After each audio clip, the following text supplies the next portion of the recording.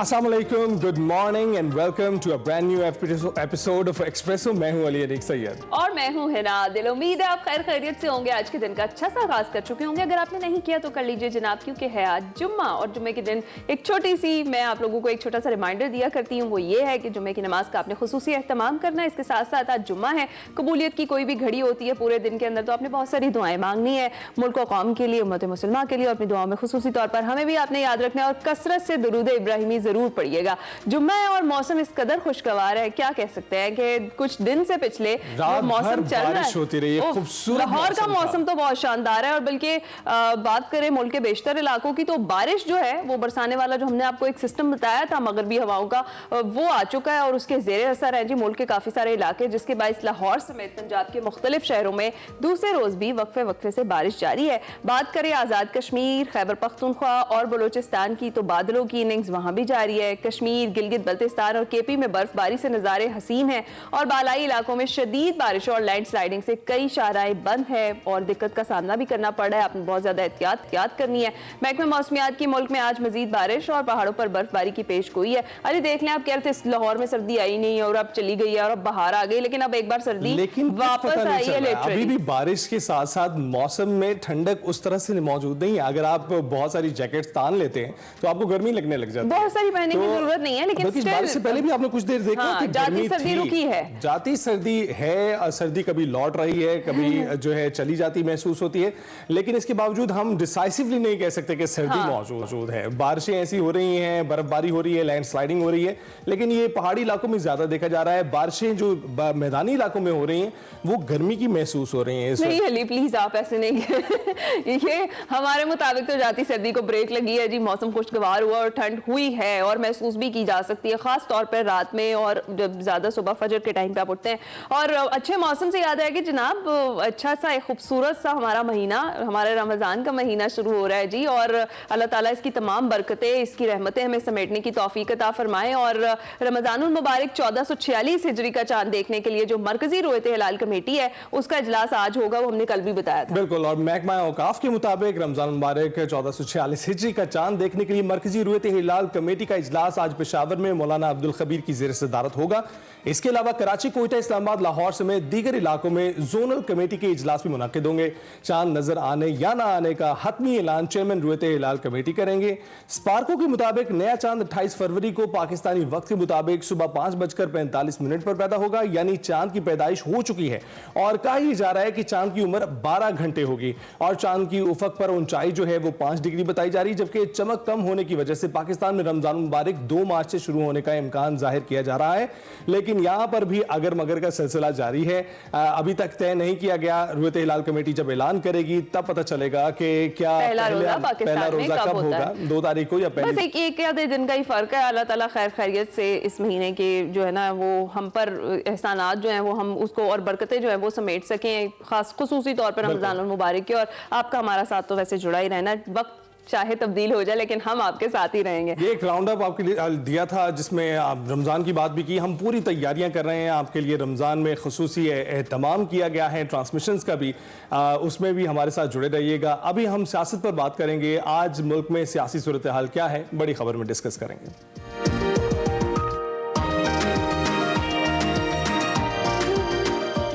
Programme में आगे बढ़ते हैं, आपको बताते हैं कि पाकिस्तान तहरीक-ए-इंसाफ हुकूमत के खिलाफ तहरीक चलाने के लिए सरगर्म है। इसके लिए ग्रैंड अपोजिशन अलायंस बनाने की कोशिश की जा रही है और अपोजिशन जमातों की जानिब से आइन की बहाली के नाम 2 रोज़ा कौमी कॉन्फ्रेंस बुलाई गई थी, जिसके दूसरे रोज अपोजिशन जमात कॉन्फ्रेंस के लिए मुतलका होटल पहुंची। ताहम एनओसी ना मिलने पर होटल इंतजामिया ने बुकिंग कैंसिल कर दी थी, जिस पर कई अपोजिशन रहनुमा होटल का गेट फलांकर होटल में दाखिल हुए, अंदर से होटल का मरकजी दरवाजा खोला और लॉबी में कॉन्फ्रेंस शुरू कर दी।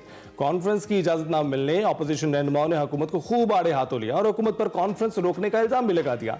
पीटीआई रहनुमाओं ने गुफ्तगू करते हुए कहा कि ओछे हथकंडों से आवाम की आवाज को दबाया नहीं जा सकता। हुकूमत का शुक्रिया अदा करते हैं, इसने हमारी कॉन्फ्रेंस कामयाब कराने में मदद की है।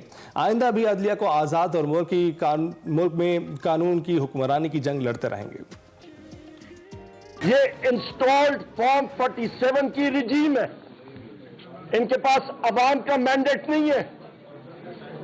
60 सफों का इश्तिहार छापना और जमीन में छापने से मुल्क पे कुछ तरक्की नहीं होती। हमने अपने मुल्क आइन की बालादस्ती, कानून की हुक्मरानी और पार्लियामान की बालादस्ती और सुप्रीम होने के लिए मुस्तकबिल के कुछ लाहे अमल तय करने होंगे। तो जनाब अवाम पाकिस्तान पार्टी के सरबराह शाहिद खाकान अब्बासी ने भी हुकूमत पर तनकीद के निश्तर चलाए। उन्होंने कहा कि जमहूरियत का वावेला करने वाले आज बदकिस्मती से डरे हुए हैं और एक कॉन्फ्रेंस से ही घबरा गए हैं जो ये हथकंडे इस्तेमाल कर रहे हैं। शाहिद खाकान अब्बासी ने यह भी कहा कि आइन की बालादस्ती और कानून की जो हुक्मरानी है उसके बगैर मुल्क आगे नहीं बढ़ सकता। 5 फरवरी 2024 की धांधलीशुदा इंतखाबात के नताइज मुल्क की मौजूदा सियासी, मुआशी और समाजी बहरान का जिम्मेदार है। शाहिद खाकान अब्बासी की गुफ्तगू आपने सुनी। दूसरी जानिब महमूद अचकज़ई ने कहा है कि पाकिस्तान की सियासी जमातों को इस्टेब्लिशमेंट से किनारा कशी इख्तियार करनी चाहिए। हमारा आइन है, मुतफ़क़ा आइन, इसको हमने इसकी बालादस्ती और सही जमहूरी इंतखाब, पार्लियामेंट हाउस, सेनेट आज भी है लेकिन सेनेट अपाहज है। सेनेट को वही इख्तियारात मिलने चाहिए जो कौमी असम्बली के पास है। सेनेट आज भी है लेकिन अपाहिज है। उधर वफाकी वजीर एहसन इकबाल ने पीटीआई को अपना सरबराह तब्दील करने का मशवरा दे दिया और उन्होंने ये कहा कि बानी पीटीआई कौमी मुजरिम है, उन्हें हटाकर ईमानदार क़यादत सामने लाई जाए। ऑपोजिशन पाकिस्तान की तरक्की की वजह से परेशान है और पाकिस्तान को सियासी नहीं बल्कि मुआशी लॉन्ग मार्च की सख्त जरूरत है। पीटीआई कारकुनों को चाहिए बानी से पूछें उनके एतमाद को ठेस क्यों पहुंचाई। ये तो लतीफ़ा है कि अमेरिका इमरान खान को रिहाई दिलवाएगा, फिर इमरान खान रिहा होके पाकिस्तान को अमेरिका की गुलामी से रिहाई दिलाएंगे। इस किस्म के लतीफ़े मेरा ख्याल है लोग अब समझ चुके हैं। अमेरिका पाकिस्तान के अंदरूनी मामलात में मुदाखलत नहीं करेगा। पाकिस्तान का आइन और कानून का निज़ाम है। इमरान खान को सियासी कैदी नहीं है, वो अदालत और कानून के कैदी हैं। उनके खिलाफ अदालत ने सजा दी है। उनके छुटने का एक ही रास्ता है कि उनके मुकदमे अदालत के जरिए खत्म हो। सियासी रहनुमाओं की गुफ्तगू आपने सुनी। इस पर मजीद बात करने के लिए हमारे साथ मौजूद हैं प्रोफेसर ताहिर मलिक साहब, सीनियर तजज़ियाकार हैं। प्रोफेसर साहब बहुत शुक्रिया हमें ज्वाइन करने के लिए। कैसे हैं आप? वेलकम, बहुत शुक्रिया आपका भी। मैं बिल्कुल ठीक हूँ और इस्लामाबाद में भी बहुत हसीन मौसम है, बारिशें खूब हो रही हैं। बिल्कुल, तो यहाँ पर भी बहुत हसीन मौसम है, रात भर बारिश होती रही और मैं मिस कर रहा था लाहौर की ऐसी बारिश को। लेकिन इस वक्त अपोजिशन जमातें जो हैं वो हुकूमत को टफ टाइम देने के लिए कॉन्फ्रेंस कर रही हैं, तो उसको रोकने के अपोजिशन ने हुकूमत के पर ये इल्ज़ाम लगाया है कि हुकूमत इसे रोकने की कोशिश कर रही है और जो कुछ अभी हुआ है होटल में भी उनकी जो बुकिंग है उसको कैंसिल कर दिया गया और उसके बाद अपोजिशन ने वहाँ पर अपना इजलास मुनक्किद किया। तो आप इसे कैसे देख रहे हैं? वाकई हथकंडे कुछ इस्तेमाल किए जा रहे हैं उनको इकट्ठा होने से बचाने के लिए? जब आप ये खबर बयान कर रहे थे तो उसमें एक फिक्रा आया कि हुकूमत को होटल इंतजामिया को एनओसी नहीं मिला इस तकरीब के इनेकाद का। तो देखें पाकिस्तान में जो एहसन इकबाल साहब बड़े काबिल और ज़हीन आदमी हैं और बैरूनी सरमायाकारी के लिए कोशान रहते हैं, तो किसी मुल्क में 5 स्टार होटल के लिए एनओसी लेना पड़ता है। एनओसी ले लिया, फिर ढेरों एनओसी लेने पड़ते हैं। फिर जब वो होटल बन जाता है तो उसको हर तकरीब के लिए एनओसी लेना है। तो मेरा ये सवाल, ये सारा आपका जो एक फिक्र है, ये पाकिस्तान के माशी और सियासी हालात को बेनोसी बयान कर रहा है। वो ये कि हमें कदम कदम पे एनओसी दरकार है। तो जब माशरे में सियासत के लिए, मईशत के लिए और समाजी जो सरगर्मी है उनके लिए एनओसी दरकार हो, तो उस माशरे में किस तरह का फरोग हो सकता है? जहां तक आपका बात है, आपका ये सवाल है, मैं समझता हूं कि हुकूमत ने इन्हें जानबूझकर हिट कर दिया अपोजिशन को। वो भी वो काम ये नहीं कर सके जो 60 सफ़े का सप्लीमेंट कर चुका है। वो नताइज वहां से नहीं पूरे हो भाई। 5 स्टार होटल में के किसी हॉल में, ऑडिटोरियम में तकरीरें होती, खाना खाते और घर चले जाते, उसकी एक खबर बननी थी। अब जब आपने उस पे ताले लगा दिए होटल में, तो फिर वो आपने उसकी वो तशहीर कर दी है कि जो बिल्कुल मुफ्त में कर दी है। और इसलिए मैं समझता हूँ कि कुछ जो मुशीर होते हैं जो पैनिक कर जाते हैं, पैनिक या रिएक्शन कोई पॉलिसी नहीं होती। तो गवर्नमेंट बिला वजह से पैनिक कर रही है और बिला वजह से रिएक्शन जाहिर कर रही है। मैं याद दिलाऊं आपके नाजरीन को कि चंद साल कबल जब इमरान खान साहब वजीर आजम थे तो इसी इस्लामाबाद में PDM का एक इजलास हुआ था जिसमें मौलाना फजलुर रहमान, आसिफ अली जरदारी, नवाज शरीफ तमाम रहनुमा आए थे और एक्टिविटीज हुई, खत्म हो गई बात। तो ये आपने कर लिया तो लोगों ने वहाँ होटल की जो एंट्री पॉइंट है वहां पे वो कॉन्फ्रेंस कर दी।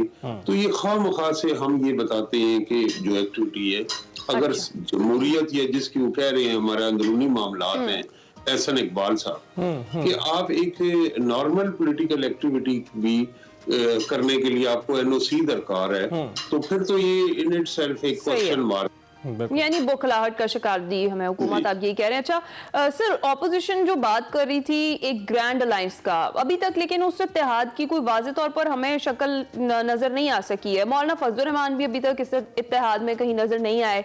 क्या आपको लगता है मौलाना के बगैर तहरीक इंसाफ मौसर तौर पर तहरीक चलाने की पोजीशन में होगी?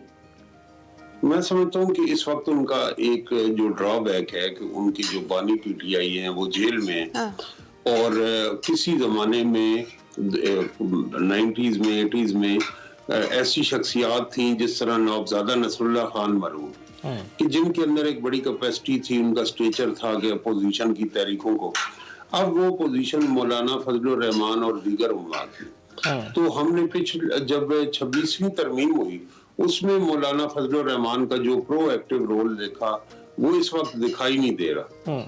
और अभी जब आप बता रहे हैं कि रमजान का ऐलान होगा तो उनके पास बड़ा कुशन होगा कि ये 1 महीना तो इबादत का है और मैं इस तरफ लौट रहा हूँ और तरावी है और ये, तो इसलिए हमें कोई ऐसा। और दूसरा ये कि इसके अंदर कौम परस्त जमातें भी हमें नहीं नजर आ रही। जो भुट्टो साहब के खिलाफ अलायंस बना उसमें कौम परस्त जमातें, नेशनल अवामी पार्टी, बलोच कौम परस्त थी। तो इसमें जो तहरीक इंसाफ है उसको चाहिए कि वो रीच करें, छोटे ग्रुप्स पे भी रीच करें और जो कौम परस्त जमातें, खवातीन रहनुमा हैं, जिंदगी के हर तबका फिक्र को उनको चाहिए कि एक्टिवेट करें। हमने देखा कि मुस्लिम लीग नून ने माजी में वकला को और साफियों को एक्टिवेट किया। बिल्कुल ठीक। तो प्रोफेसर साहब ये बताइएगा कि हमने ऑपोजिशन की तो बात कर ली, हुकूमत इस वक्त ये कर रही है कि अपने विफाकी वज़रा और उसके साथ वज़राए मुमलिकत उनमें इजाफा कर दिया गया है। ये क्या कारकर्दगी बढ़ाने के लिए या नवाजने के लिए? आप क्या समझते हैं कि इस वक्त 13 जो हैं वो विफाकी वज़रा जो हैं उनकी तादाद में इजाफा किया गया है और उसके साथ साथ 11 जो हैं वो वज़राए मुमलिकत बढ़ाए गए हैं। आप इसको किस नज़र से देखते हैं? एक तरफ तो मैं देखता हूँ कि जो गवर्नमेंट ने ऐलान किया था ऑस्टेरिटी मेजर्स का, सादगी और किफायतशारी मुहिम का, वो सिर्फ ऐलान ही रहा। दूसरा ये कि इस वक्त जो IMF है उससे जो हमने बेल आउट प्लान लिया उसमें हम बहुत सारी वजारतें और इदारे खत्म कर रहे हैं। तो इसमें जो वजीर मुमलिकत हैं इतनी बड़ी तादाद में ये बिला जवाज हैं। और दूसरी जो इजाफा भी है उसमें हमें लगता है कि कुछ अजला की नुमाइंदगी की गई। एक तो बात ये है कि बहुत सेटबैक था इसमें PDM जमातों के लिए इंतखाबात में, स्पेशली PMLN के लिए। तो उस सेटबैक को रिकवर करने के लिए इन्होंने, और एक तासर था भी कि ये चंद अजला की कैबिनेट है तो इसमें रावलपिंडी डिवीजन को, साहिवाल को, ओकाड़ा को, इन अजला को बीच में शामिल किया गया, खानेवाल को। प्रोफेसर साहब, हैरानकुन तौर पे परवेज खटक साहब को भी शामिल किया गया काबीना में, इस पर क्या कहेंगे? और जो तीसरा जो इसका पहलू है जो आपका सवाल है वो ये है कि ये सियासी अखलाकियात की बात है कि हॉर्स ट्रेडिंग को बाकायदा मुनज़्ज़म शक्ल में उनको जो वादे थे वो अब आप सामने आ रहे हैं। किसी लोगों, अरकान असम्बली ने कहा कि उनको डेवलपमेंट प्रोजेक्ट्स का वादा किया गया, किसी को पैसों का हार्ड कैश का वादा किया गया और किसी को वजारत का वादा किया। तो ये हमारे लिए नया नहीं था, लेकिन इसकी हुकूमती सतह पे हौसला अफजाई, क्योंकि ऐसे कानून बने माजी में कि जो बंदा पार्टी फ्लोर क्रॉसिंग करता है वो नायल हो जाता है। लेकिन अब वहाँ कवानीन में भी तरमीम की गई और बाज़ाब्ता तौर पर ऐसे लोग जो एक पार्टी से इंतखाबात में हिस्सा लिया, जीते, उनको आपने काबीना में नुमाइंदगी दे के ये किया कि आप किसी की भी वफादारी खरीद सकते हैं। तो ये तो बहुत बड़ा क्वेश्चन, सियासी अखलाकियात का एक बहुत बड़ा सवाल है कि हुकूमती सरपरस्ती में लोगों की सियासी वफादारियां खरीदी जा रही हैं। वफादारियां खरीदी जा रही हैं। बहुत शुक्रिया प्रोफेसर साहब, आपने अपने ख्यालात का इजहार किया, व्यूज में एनालिसिस पेश किया। इस वक्त जो काबीना में इजाफा किया गया है उस पर खासकर बात हुई। हम ब्रेक पर जाएंगे। Welcome back. गुज़रे ज़मानों में लोग सफ़रनामे पढ़ा करते थे, लेकिन आज वो ट्रैवल व्लॉग्स देखते हैं, और ट्रैवल व्लॉग्स देखते हैं तो उनको भी एक तमन्ना पैदा होती है कि हम भी ऐसे सफ़र कर सकें और ख़ासकर बजरिया रोड जा सकें।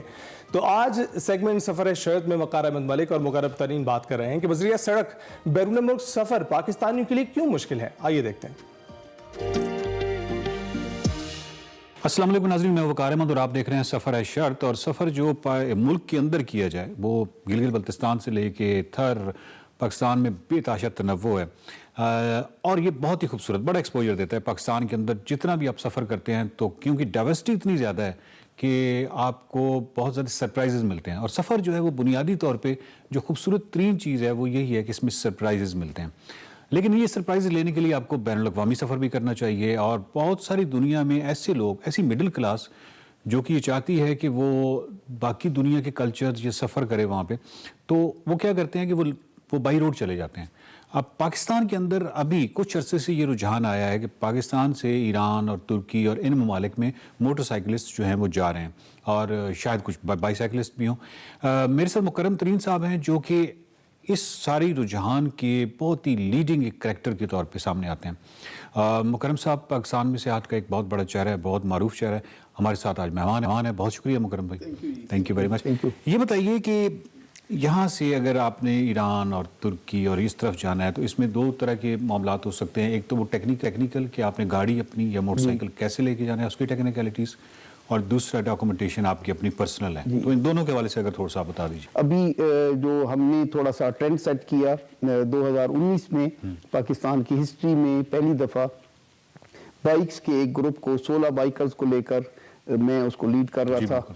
ईरान हम गए, तो ईरान के बाद हमने फिर कोरोना आ गया, 1-1.5 साल हम उसमें स्टक रहे। तो हमने कहा कि वाई ओनली ईरान, तो तब हमने फिर प्लान किया कि हम उम्रे पे जाते हैं।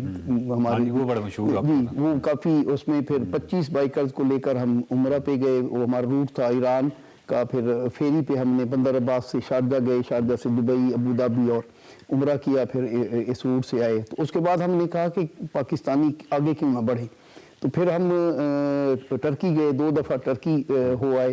तो उन्हीं ग्रुप में से हमारे बच्चे जो हैं अल्हम्दुलिल्लाह वो अब इंग्लैंड तक, जर्मनी तक भी बाइक पे हो आए हैं, और उन्हीं में से कुछ लोग अभी ओमान और अफ्रीका भी निकल रहे हैं। तो पाकिस्तानी नंबर प्लेट जो है आपको पूरी दुनिया में मिलेगी। तो अल्हम्दुलिल्लाह अल्लाह ताला काम लेता है। तो इसको हमने जो अपनी अपनी बाइक पे या अपनी व्हीकल पे जाने का वो एक ट्रेंड सेट किया, तो हम निकलते जा रहे हैं। तो अब आप अपनी जब आप गाड़ी लेके जाते हैं तो उसकी गाड़ी की अलग से कोई डॉक्यूमेंटेशन होती है? जी, मोटरसाइकिल की वो क्या है? जी, बेसिकली जब गोरे थोड़ी सी इसकी डिटेल होगी, वो इंफॉर्मेटिव है बड़ी। जब गोरे ट्रैवल करते थे तो वो जिस मुल्क में जाते थे तो उसको वहाँ पे उनको उन गाड़ी का कस्टम पे करना पड़ता था। और जिस मुल्क में जाते थे वहाँ का ड्राइविंग लाइसेंस भी लेना पड़ता था। तो गोरू ने फिर मिल के, क्योंकि गोरा बहुत ज़्यादा ट्रैवल करता है, इन्होंने यूनाइटेड नेशन में एक रेजोल्यूशन पुट की कि जहाँ हम जाते हैं हम कस्टम करते हैं, 10-12 दिन हमने गुजारना होता है। फॉर एग्जाम्पल पाकिस्तान कस्टम दे, फिर इंडिया जाए कस्टम दे, फिर आगे मुमकिन ही नहीं है। इसी तरह ड्राइविंग लाइसेंस के टेस्ट दे, फिर अगले मुल्क में अपना। तो यूनाइटेड नेशन ने एक रेजोल्यूशन पास की थी कि इनको टेम्परेरी एक परमिट दे दिया जाए, एक डॉक्यूमेंट दे दिया जाए कि ये एज टूरिस्ट हैं 10-12-20 दिन 1 महीना ये गुजारे, उस पर कस्टम नहीं होगा। तो इसी तरह ये अपने होम जो कंट्री है उसका ड्राइविंग लाइसेंस पे इनको, उस बेस पे वो परमानेंट लाइसेंस पे इनको IDP एक इशू हो जाएगा। IDP कहते हैं इंटरनेशनल ड्राइविंग परमिट। वो परमिट होता है स्पेसिफिक पीरियड के लिए। तो ये 2 चीज़ें हो गई। उसमें कोई भी फॉरेनर जो है किसी मुल्क में उसको लाइसेंस लेने की जरूरत नहीं, वो IDP पे ट्रैवल कर सकता है, लीगल हो गया। इसी तरह जो डॉक्यूमेंट है वो उसको बोलते हैं कार्ने डी पैसेज। वो कार्ने जो है वो उस मुल्क में के कस्टम के जो रेगुलेशन है या चार्जेस हैं उसके अगेंस्ट वो उसके कस्टम के गारंटी पेपर है। तो अब जब भी आप पाकिस्तान के बॉर्डर पे आएंगे तो वो बॉर्डर हमारा कस्टम जो है वो उनको बोलेगा जी कस्टम कराएं, आप ड्यूटी पे करें, तो वो बोलेंगे नहीं जी हमारे पास गारंटी के पेपर हैं, हम तो 20-25 दिन पाकिस्तान रहेंगे या इंडिया निकल जाएंगे, चाइना निकल गारंटी जाएंगे। के पेपर्स के लिए आपको कितनी अमाउंट देनी पड़ती है?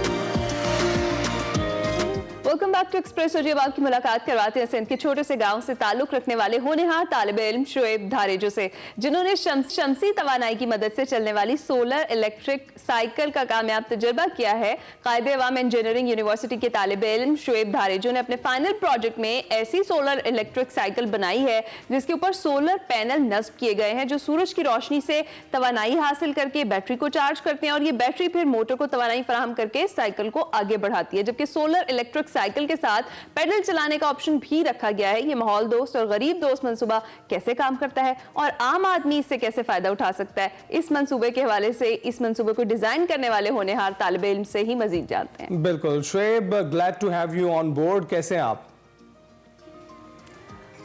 अच्छा, सबसे पहले ये बताइएगा शुएब, कौन सी क्लास में पढ़ते हैं आप और सोलर इलेक्ट्रिक साइकिल बनाने का ख्याल आपको कैसे आया? सबसे पहले सर मैं आपका शुक्रिया अदा करना चाहता हूं कि आपने मुझे ज्वाइन किया इसमें। तो सर मैं बेसिकली मेरा नाम शुएब है बायकात धारेजो, मैं डिस्ट्रिक्ट खैरपुर से हूं, डिस्ट्रिक्ट खैरपुर के छोटे गांव से दारेजा से, और मैं कायदे आम यूनिवर्सिटी नवाबशाह का फाइनल ईयर का स्टूडेंट हूं इलेक्ट्रिकल डिपार्टमेंट का। मैंने सोलर ई बाइसाइकिल इसके लिए बनाई कि मैंने देखा है कि डे बाय डे पाकिस्तान में ऑयल की प्राइस जो है ये बढ़ती जा रही है और ट्रेडिशनल बाइक की वजह से हमारा जो एनवायरनमेंट पे इम्पैक्ट पड़ा था, वो अब हमारा एनवायरनमेंट जो है गंदा हो रहा था, खराब हो रहा था। तो इसलिए मैंने कहा कि ऐसी ईवी बनाई जाए, सोलर की बनाई जाए जो सोलर पे भी चले और उसके अलावा हमारे पास सोलर ना हो, रिन्यूएबल एनर्जी सोर्स ना हो नाइट के टाइम में, तो हम इसको वापडा के थ्रू चार्ज करके फिर भी चला सकते हैं। अगर हमारे पास वापडा भी ना हो, सोलर भी ना हो, तो फिर हम इसको साइकिलिंग करेंगे तो इसमें रीजनरेटिंग फोर्स प्रोड्यूस होगा जिससे हमारी बैटरी चार्ज होगी और वो चलता जाएगा। तो इससे ये फायदा होगा कि एक तो हमारा माहौल जो है एनवायरनमेंट है वो फ्रेंडली होगा, उसमें किसी किस्म की पॉल्यूशन नहीं होगी, जीरो पॉल्यूशन होगी, और इसमें किसी किस्म की हमारे पास जो कास्ट जो है ना कास्ट लेस है, कोई हम पेट्रोल वगैरह यूज नहीं कर रहे हैं। जबरदस्त शुएब, जबरदस्त, बड़ी सारी खुसूसियात का हामिल है ये आपका साइकिल। अच्छा मुझे बताएं सोलर इलेक्ट्रिक साइकिल में मजीद क्या स्पेशलिटीज हैं? सर मैंने सोलर एवी जो बाइसाइकिल बनाई है वो सबसे पहले हाइब्रिड साइकिल है। हाइब्रिड का मकसद ये है कि उसमें 3 अल्टरनेट मेथड है। एक हमारे पास सोलर प्लेट है, दूसरा हमारे पास वापडा है, तीसरा हमारे पास डायनामो जो रीजनरेटिव फोर्स प्रोड्यूस करता है। और इसमें अलावा जो फीचर्स हैं IoT बेस्ड है, ये मोबाइल के थ्रू कंट्रोल हो रही है।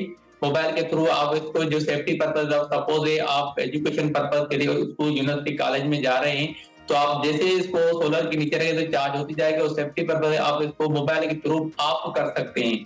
तो ये सिक्योरिटी आपके पास एक्सेस होगी, जब आएंगे तो आप मोबाइल के थ्रू इसको ऑन कर सकते हैं। और इसके अलावा सर इसमें ऑडोमीटर लगा हुआ है, जैसे आप चलाएंगे तो आप उसकी स्पीड आपको शो होगी कि वो कितनी स्पीड में चल रही है, कितने किलोमीटर कवर कर रही है, और इससे हम मोबाइल भी चार्ज कर सकते हैं। और इसमें GSM मॉडल है, जैसे आपको लोकेशन का पता चलेगा कि आप किस लोकेट पे हैं, और इसकी जो स्पीड है वो मैक्सिमम 40 किलोमीटर पर आवर की स्पीड है। और अगर आप वापडा के थ्रू चार्ज करके चलाएंगे तो ये एक साइकिल में 50 किलोमीटर की रेंज देगी। और अगर हमारे पास सोलर इसके साथ होगा तो ये 50 किलोमीटर से ओवर जाएगी। राइट। तो शुएब, इस प्रोजेक्ट पर आपका खर्चा कितना आया है? सर इसमें जो खर्चा आया था मेरा 80,000 आया था खर्चा। स्टार्टिंग में मैंने जो चार्ज बनाई है ये 80,000 में खर्चा इसमें यूज हुआ है फुल साइकिल का, जिसमें हमने इसको हम कार्गो की तरह हम यूज कर सकते हैं। अगर आप डिलीवरी पर्पस के लिए यूज करना चाहें डिलीवरी पर्पस के लिए यूज कर सकते हैं, यूनिवर्सिटी कॉलेज पर्पस के लिए यूज कर सकते हैं, और लोकल एरिया में भी यूज कर सकते हैं। अच्छा, लेकिन शुएब ऐसा है कि 80,000 तो बहुत ज्यादा है, तो फिर एक आम आदमी की रसाई इस प्रोजेक्ट तक आपके ख्याल में कैसे मुमकिन है?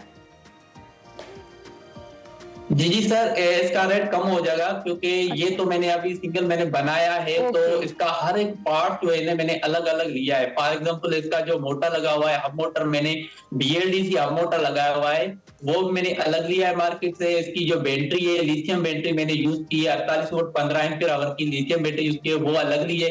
तो ये जो कंपोनेंट्स मैंने लगाए हैं अलग अलग परचेज के, जब मैं मार्केट में लॉन्च करूंगा, अगर मुझे कोई ऐसा इन्वेस्टर मिल जाता है या कोई हुक्मरान मुझे अगर मेरी हेल्प करेगा, तो मैं इससे मार्केट में इससे लाऊंगा कि इसके कंपोनेंट सारे एक दफा लूंगा और उसको कंस्ट्रक्ट करूंगा, और इसकी जो शेप है ये भी चेंज हो सकती है।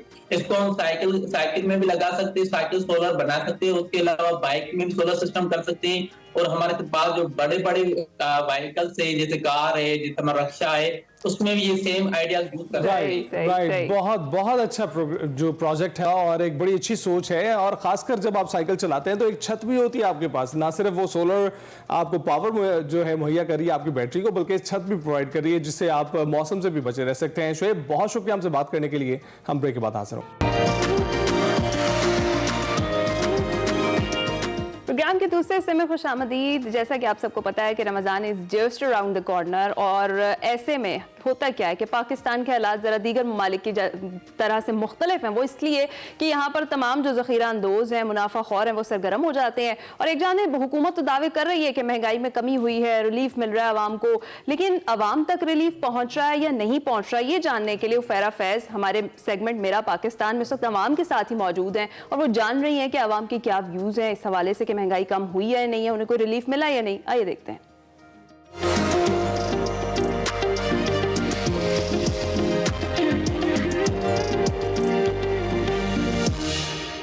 माह रमजान आते ही सब्जी, फल और गोश्त की कीमतें आसमान से बातें करने लगती हैं।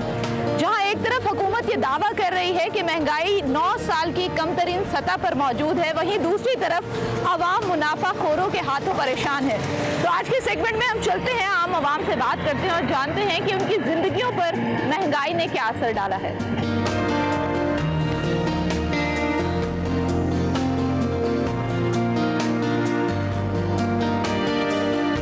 मुझे बताएं क्या खरीदा है आपने, और सुना है मैंने महंगाई बिल्कुल खत्म हो गई है पंजाब से। हाँ सही है, महंगाई तो अभी तो बेटा ऐसे ही चल रही है, कोई कम नहीं होया। हुकूमत तो बड़े दावे कर रही है। अभी कुछ नहीं होया। कुछ कहना चाहेंगी कौम की माँ को, मरियम बीबी को कुछ कहना चाहेंगी, कुछ पैगाम देना चाहेंगी? यही है भाई, सस्ता करे, सब कुछ महीना गुजारना है, चलो साल तो बंदा गुजार ही लेता है, रोज़ों में तो कुछ कम करे ना।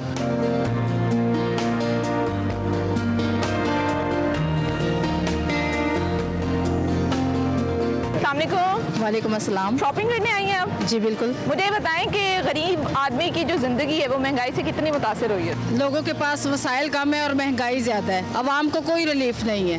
कोई रिलीफ नहीं है? कोई रिलीफ नहीं। हुकूमत तो बड़े दावे कर रही है, महंगाई जो है 9 साल की कम तरीन शरह पे आ चुकी है। नहीं, वो दावे दुरुस्त होंगे उनके, कई जगह पे उन्होंने काम किए हैं, लोगों को नज़र भी आ रहा है, लेकिन हमारा जो बेसिक मामला है वो किचन से रिलेटेड है। जब आपको किचन में कोई रिलीफ नहीं होगी तो समझे कुछ नहीं, बिल है वो भी धड़ाधड़ आ रहे हैं, और सारा सिस्टम ही जो है ना वो ब्रेक है। अच्छा मुझे बताएं, आप यूटिलिटी स्टोर्स में या जो मॉडल बाजार है वहाँ पे गई हैं आप? क्योंकि हुकूमत कह रही है वहाँ पे चीज़ें बड़ी सस्ती हैं। देखिए, विजिट तो हर बंदे का होता है और कोशिश भी होती है कि कहीं से भी मिल जाए, लेकिन कोई ज़्यादा नहीं है।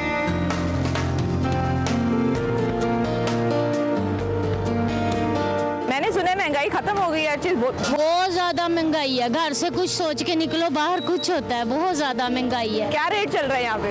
बस कुछ पूछो ही ना, मैं तो कुछ नहीं बता सकती। हुकूमत 5 रुपए बढ़ाती है, ये 20 रुपए बढ़ा देती है। यहाँ पे क्या रेट मिल रहा है? ये उनका अपना हिसाब है, उन्होंने ये देखे 50 का थोम, लहसुन ये 50 का ये है। कोई पैगाम देना चाहेंगी मरियम बीबी को? आपको देख रही हैं, यही है कि वो तो कहती है हम ये कर रहे हैं, बेटियों की शादी क्या कर रहे हैं, हम बेटी को शादी करने, एक आम रिक्शा चलाने वाला बंदा बेटी को 2 चीज़ें दे के नहीं ब्याह सकता। रोटी तो बड़ी दूर रह जाती है खाना, अब तो घर में हांडी भी 8-8, 10-10 दिन बाद पकती है। ये हालात हैं, कहाँ से बेटियाँ ब्यानी? इन सूरत हाल में हम कहीं ब्याह सकते हैं? कोई भी नहीं। वो तो ऊंची ऊंची सीटों पे बैठे हुए हैं, ऊंचे ऊंचे ओहदों पे बैठे हुए हैं, लेकिन जो गरीब बंदा है उसको पता है कि हमने किस तरह पूरी करनी है। हम प्याज टमाटर खरीदने जितने नहीं रहे तो बेटियां ब्याना तो बड़ा दूर चला जाता है।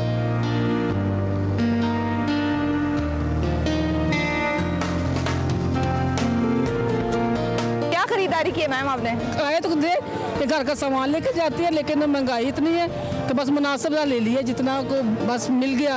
अच्छा, वैसे पूरी दुनिया में ये होता है कि जब भी कोई मजहबी त्यौहार आता है जी, चीजें सस्ती कर दी जाती हैं। पाकिस्तान में इस चीज को कैसे देखती हैं आप? 3-4 दिन पहले मैडम महंगी हो गई है चीजें। सर मुझे बताएं, मरियम बीबी जो है वो आपको देख रही है इस वक्त, क्या कोई पैगाम देना चाहेंगे उन्हें?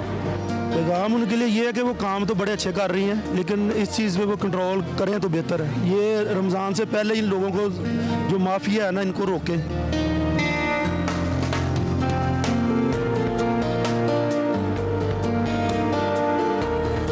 अच्छा मुझे ये बताएं, जब कोई ग्राहक आपसे खरीदारी करने के लिए आता है और वो जब रेट लिस्ट का मुतालबा करते हैं, आप लोग क्यों नहीं दिखाते? वो बेटा पता गल की वो मंडी की लिस्ट होती है, हूँ असं मंडी लैके आने सौदा और 2000 रुपये रशके देना कराया, बांडी 1000 रुपया देने, उसका खर्चा सानू पा के बंदे दुकान का 50,000 खर्चा। आवाम बड़ी परेशान है। भावें 300 रुपये किलो भी, आप 50 रुपये किलो भी नवाज शरीफ एक बारी कदों उदो 100 रुपये किलो आलू है, कदों फसल आई है फिर 5 रुपये किलो आलू, फिर नवाज शरीफ ने कहा हूँ बाम क्यों नहीं बोल रही, 5 रुपये किलो आलू खा रही है।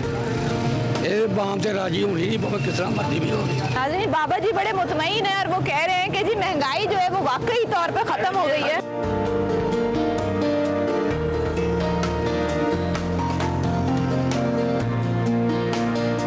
यहाँ पे एक रिक्शा मौजूद है, इनसे हम बात करते हैं। अस्सलाम वालेकुम। वालेकुम अस्सलाम। मुझे बताएं कि अवाम का हुक्मरानों को कितना एहसास है? एहसास किसी को नहीं है ही नहीं है, ख़त्म हो गया एहसास।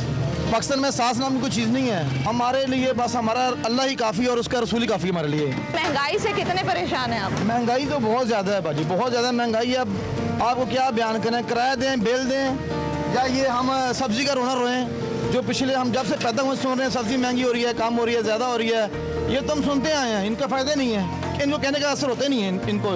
ये सब झूठे हैं, सब लोटे हैं, सब ऐसे हैं। ये घर पे कोई असर पड़ा है आपके? घर पे बहुत मुश्किल है, एक बंदा हूँ, 6 जने खाने वाले हैं। पहले करता था मैं 8 घंटे, आज से 4-5 साल पहले 8 घंटे काम किया मैंने, आराम से कर लेता था 8-10 घंटे। अभी करना पड़ा 18 घंटे 20 घंटे। पेट्रोल और बिजली ये हमारा मेन मसला है और ये हमारा हल होना चाहिए।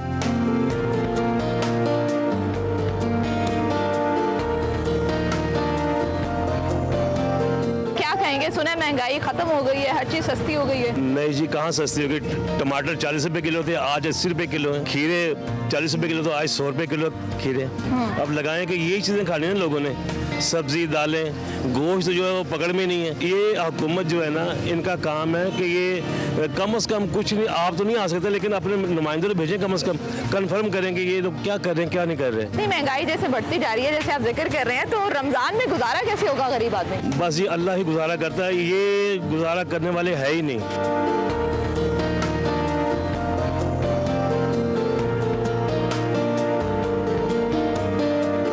सर मुझे बताइएगा कि महंगाई से अमीर लोगों के ऊपर या सियासतदानों के ऊपर कोई असर पड़ता है? मैडम मैं आपसे सवाल करूँ एक? बिल्कुल करें।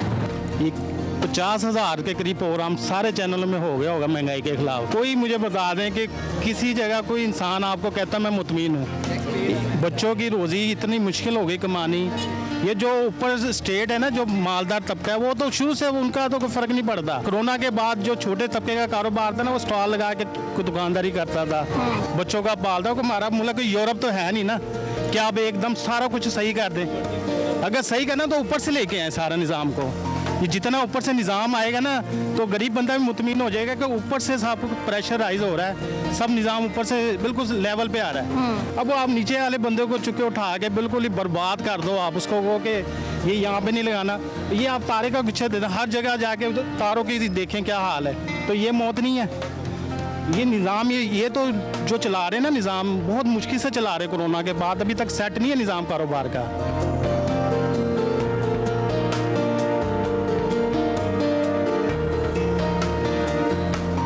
मुझे बताएं कि हुकूमत जो है वो महंगाई को कंट्रोल करने में कामयाब हो रही है?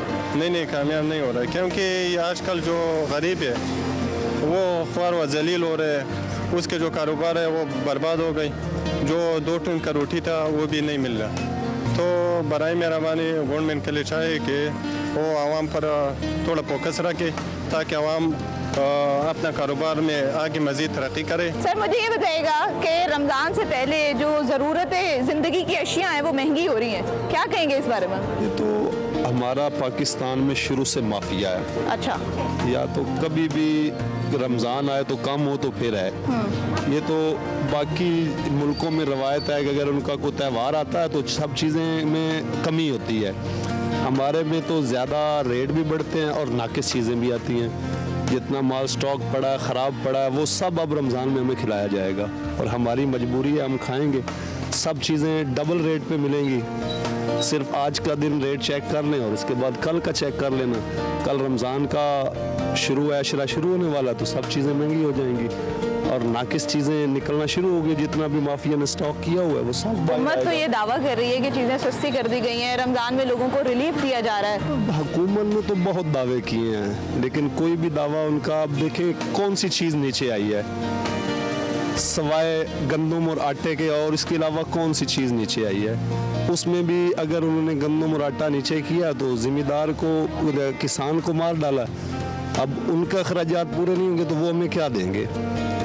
इधर किराए बढ़ते जा रहे हैं, कारोबार है नहीं, एक नया काम शुरू हो गया नजायज़ तजावज़ात का। सब लोग जो 20-20, 30-30 हज़ार रुपये इधर को कमा बैठता था वो भी अब हाथ धोकर बैठा है। हम भी बैठे हैं तो कितना तंग बैठे हैं। देखिए धूप अब आएगी तो हम क्या काम करेंगे, इधर बैठ के बैठा जाएगा। कुछ कहना चाहेंगे मरियम नवाज सीएम साहिबा से? नो, आजकल हालात नहीं है, नो कमेंट्स। सर अपने हालात पे आपको बता दिया, इस बात थैंक्स। चले, बहुत शुक्रिया।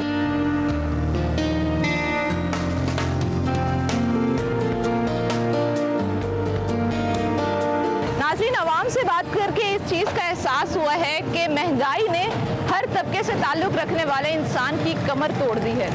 आपकी महंगाई के बारे में क्या राय है, हमें ज़रूर आगाह कीजिएगा। इसी के साथ मुझे इजाज़त दीजिए और देखते रहिए एक्सप्रेस।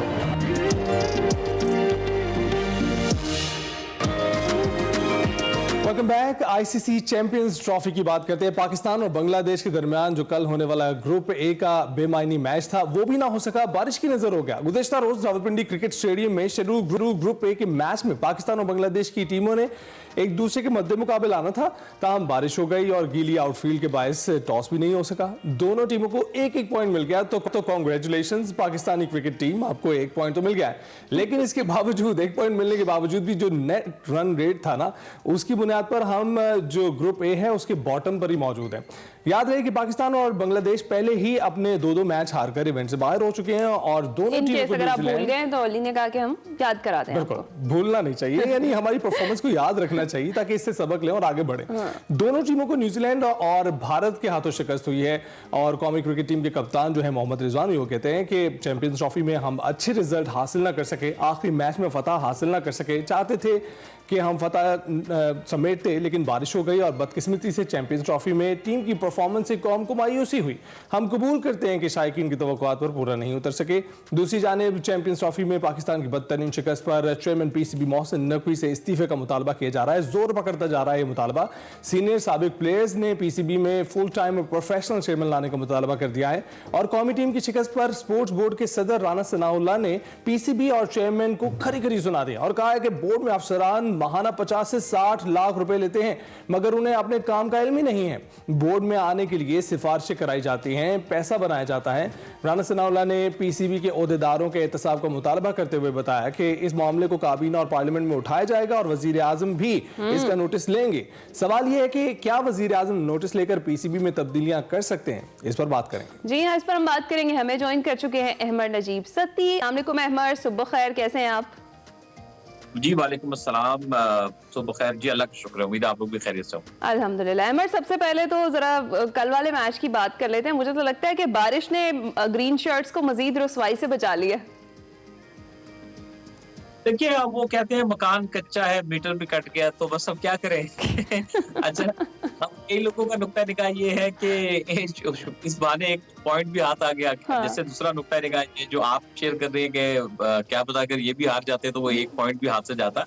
अब क्या करें, देखिए बात यह है कि मैं हमेशा एक बात कहता हूँ, आप प्लेयर्स को निकाल दें, भले जिसकी परफॉर्मेंस ठीक नहीं है, जो आपको लगता है कि दूसरा बेहतर हो सकता है, आप उनसे उनको तब्दील कर दें, इससे फर्क नहीं पड़ेगा। मुझे अभी भी याद है 2015 का जब वर्ल्ड कप खत्म हो रहा था ना, तो पूरी कौम की एक आवाज थी कि भाई मिसबाह उल साहब से जान छुड़ाइए, ये जाएंगे तो सब चीजें ठीक हो जाएंगी। यही हाल था 2019 में कि जब सरफराज कप्तान थे कि भाई इनको हटाइए कप्तानी से तो सब ठीक हो जाएगा, फिर 23 में बाबर को जी हटाइए सब ठीक हो जाएगा।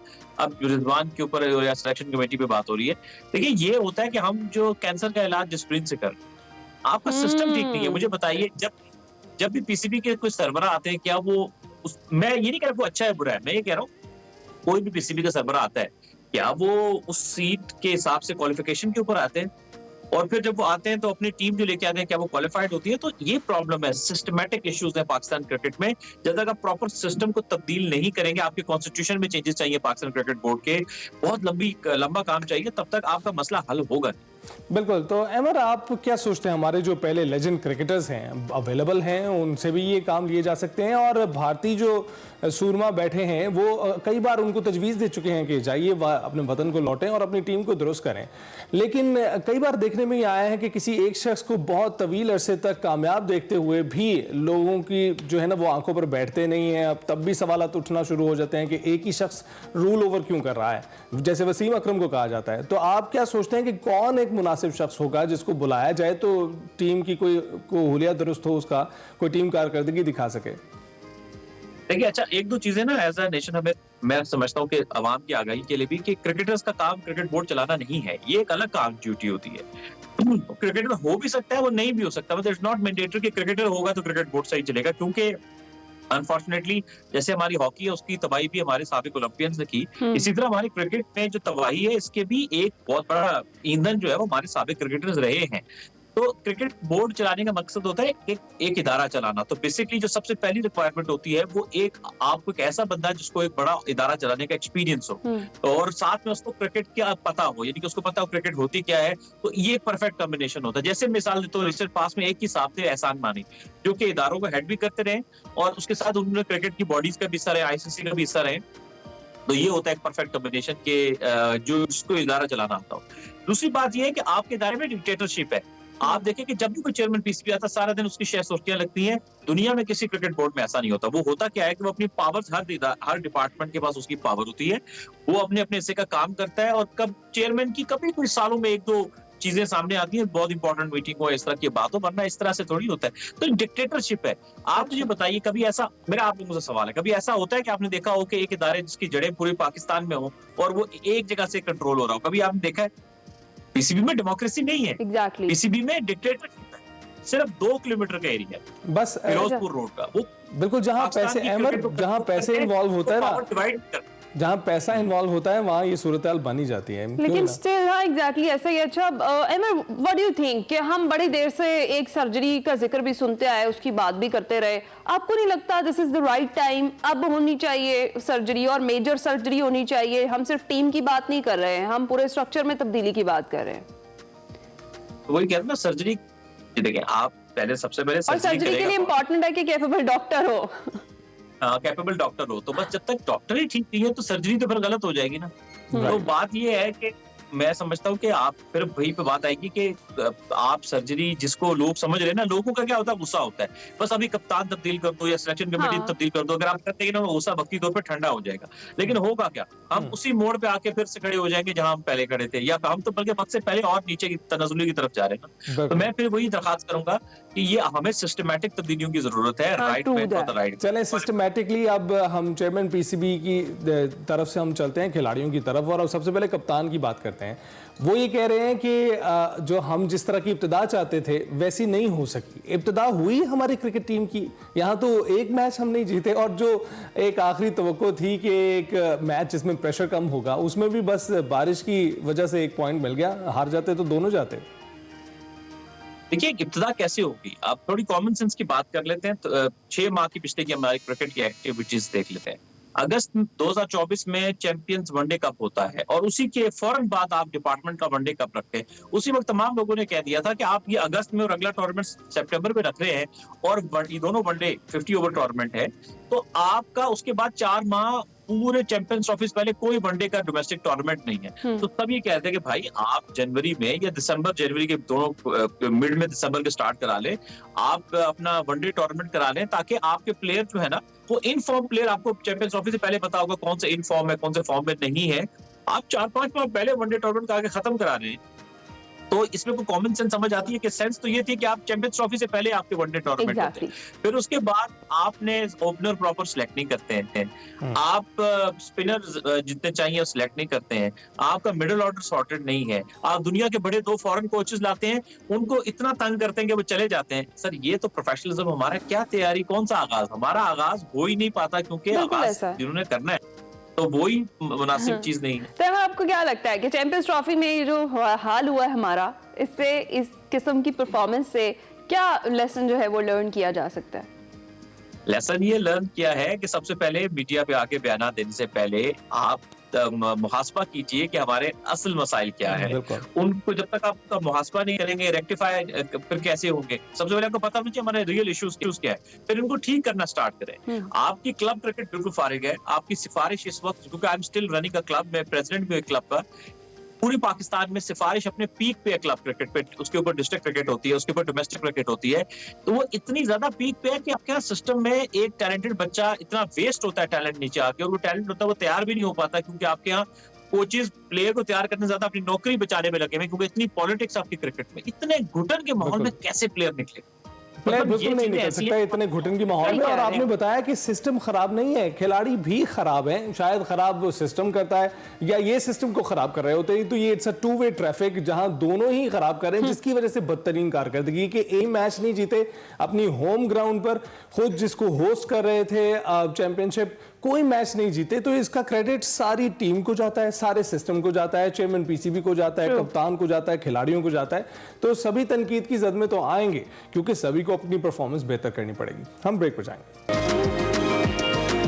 वेलकम बैक टू एक्सप्रेसो जी, प्रोग्राम का आखिरी हिस्सा है और इंतहाई एक्साइटेड हैं हम आपकी मुलाकात करवाने के लिए, क्योंकि हमारे साथ इंतहाई टैलेंटेड, इंतहाई खूबसूरत आवाज़ के मालिक एक सिंगर मौजूद हैं, जिनके बारे में मैं क्या ही तारीफ़ें करूँ। वो पाकिस्तान के इंडिया में भी बहुत ज़्यादा फेमस चल रहे हैं, और चित्राल की सुरीली आवाज़ है जी, उनको ये भी कहा जा रहा है, एक टाइटल ये भी दिया जा रहा है कि असफर हुसैन एक्सप्रेसो के मेहमान बने हैं जी, और उनकी नई एल्बम सफ़र चल रही है, सुपर डुपर हिट। उसका जो गाना है मान, स्पॉटिफाई पर नंबर 1 है, सोशल मीडिया सेंसेशन है। और असफर हुसैन का एक भारतीय गुलकार के साथ जो मलयालम जबान में गाना है तेरे नाल, वो बहुत ज्यादा फेमस हो गया है। वो पाकिस्तान में ही नहीं, इंडिया में बहुत ज्यादा सुना जा रहा है, और क्या कह सकते हैं कि रोशन सितारा है मौसीकी की दुनिया का असफर हुसैन। और इतने टाइट और बिजी स्केड्यूल में से हमने इनको पकड़ा है जी, इनके म्यूजिक सेशंस और कॉन्सर्ट्स में से हमने कहा हमारे स्टूडियो में टाइम दें।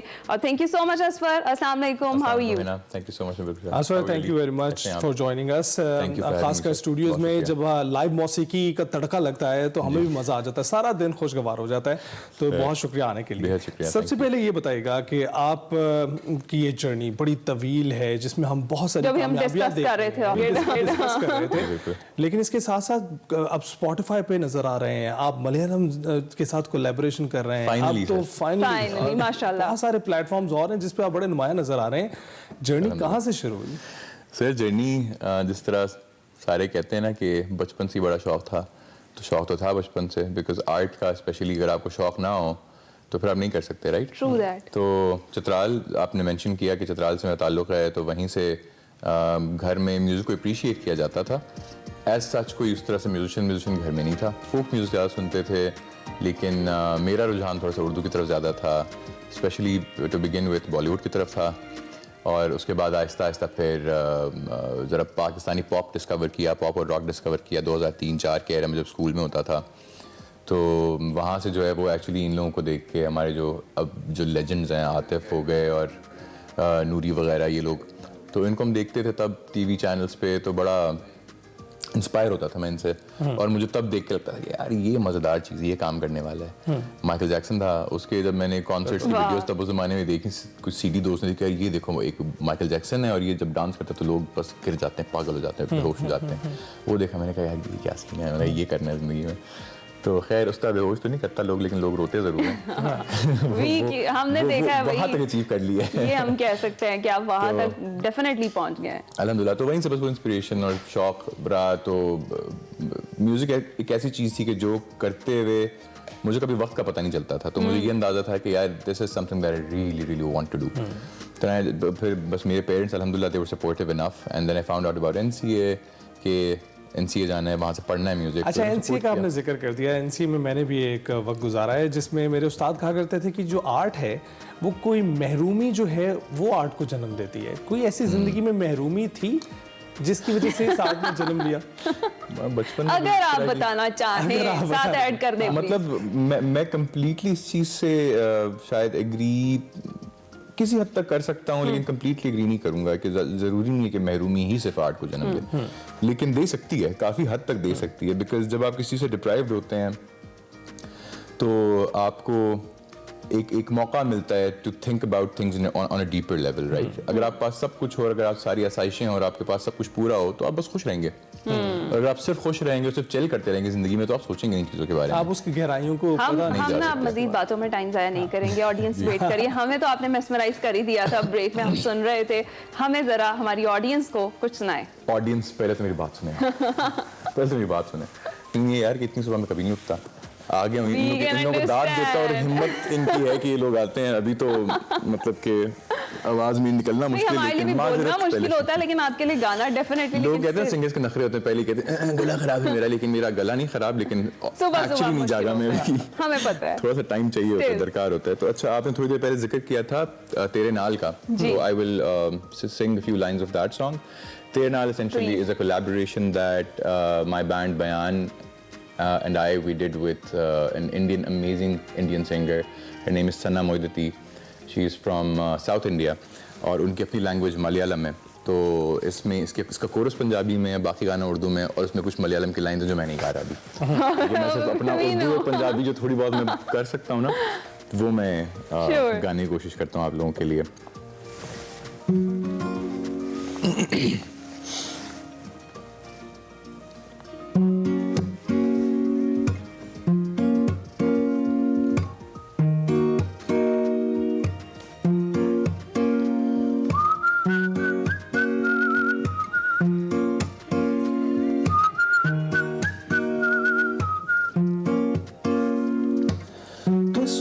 सुना है जहान रंगी, बसते हैं चांद के पार, कोई है साथ तू तो तमाम मिले, हम पे कहानियों के रंग चढ़े, खुली जुल्फे बिखेरे खुमार हवा से करे बत्तियां, हौले हौले तू चले धीरे धीरे सर में रखूं कदमा, मैं तो चला तेरे नाल इस दुनिया तो पार सजना, ओ साजना दिल कहंदा मजबूर, मैं तो होनी ना तू दूर सजना, ओ साजना।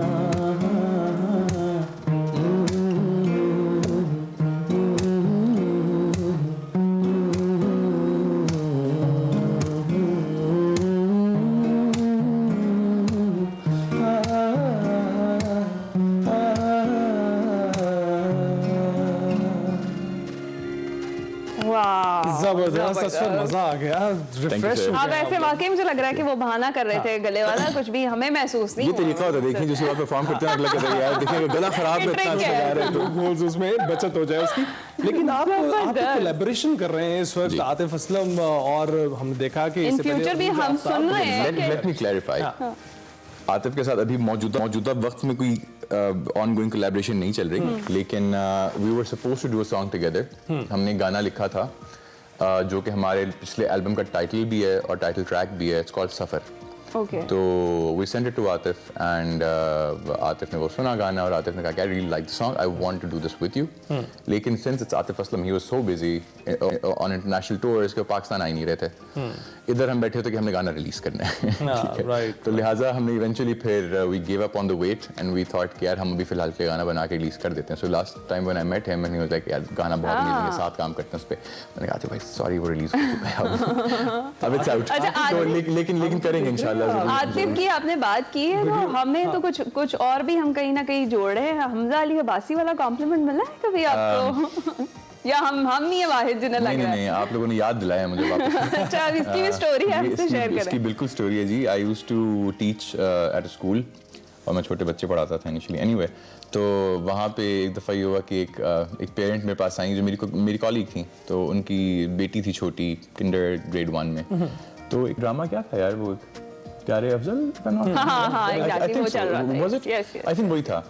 तो वो बच्ची सुबह आई और उन्होंने आके अपनी माँ से पूछा कि mama, how is it that सरस्वर was on TV on the drama yesterday last night and he is here right now, and I was like okay then. तो that was the first time that I got ये ओडिया नहीं, हम अकेले नहीं है कि शायद एक्टिंग भी आपका जो है ना, वैसे आपको करनी चाहिए। I have thought about it and I have gotten multiple offers, लेकिन फॉर वन रीजन और द अदर इवेंचुअली मैं नहीं करता। पहले जब सबसे पहले ऑफर आई थी तब मैं एक्चुअली अपना थीसिस कर रहा था एनसीए में, तो वो टाइमिंग मैं नहीं दे सकता था उसको, तो मैंने उनसे माजरत कर ली उस वक्त। और उसी प्रोडक्शन हाउस ने मुझे फिर दोबारा अभी लिटरली थोड़ा सा पहले मुझे दोबारा उन्होंने एक सीरियल कहा था, लेकिन अगेन उसमें भी वो कुछ प्रोफेशनल कुछ मसरूफियात थी, कुछ वो टाइम ऐसा था जब हमारे शोज पीक पे होते हैं, तो हमारी कुछ उस टाइमिंग के हिसाब से, चीज़ों के हिसाब से सब हो गया हुआ था। हमने ऑलमोस्ट डील फाइनल हो गई थी, लेकिन एंड पे आके because of the certain things मैंने फिर की नहीं। तो मेरा इरादा ज़रूर है और मैं चाहता भी हूँ किसी पॉइंट पे करना, लेकिन मुझे लगता है कि एक्टिंग इटसेल्फ जो है ना, एक कंप्लीट, एक बिल्कुल सेपरेट फील्ड है, and you have to you know से करे और फिर कहीं और जाए, कोई और चीज ट्राई करे। So you can give it a try, कर सकते हैं आप। yes. अच्छा, असफर, ये जो आपने जो जितना टाइम आपने अपने स्ट्रगल का बताया है और जिस टाइम से आप कर रहे हैं म्यूजिक, अब तब से अब तक के आपके जो कोर फैंस हैं भैया आपके साथ, मतलब वो डिटर्मिन्ड है, और आई हैव सीन के जिस तरह से आप लोगों को रुला पा रहे हैं, यानी ये एक शायद कनेक्शन होता है जो आप अपनी ऑडियंस के साथ बना लेते हैं, और उसके बाद वो इतने अटैच हो जाते हैं आपके साथ कि आप हंस रहे हैं तो वो हंस रहे हैं, आप कुछ ऐसा बोल रहे हैं तो वो रो रहे हैं। इसके बारे में जरा बताएं। इसके बारे में क्या बता सकता हूँ, ये मैं कह सकता हूँ कि हमारी ऑडियंस शुरू में जब हम आए थे ना, हमने जब अपने गाने बनाना शुरू किए, रिलीज तो कहते थे कि यार ये कमर्शियल नहीं है, तुम्हारे गाने चलेंगे नहीं, और चेंज करो इनको, थोड़ा सा ऐसी चीज़ें करो जो लोग सुनना चाहते हैं।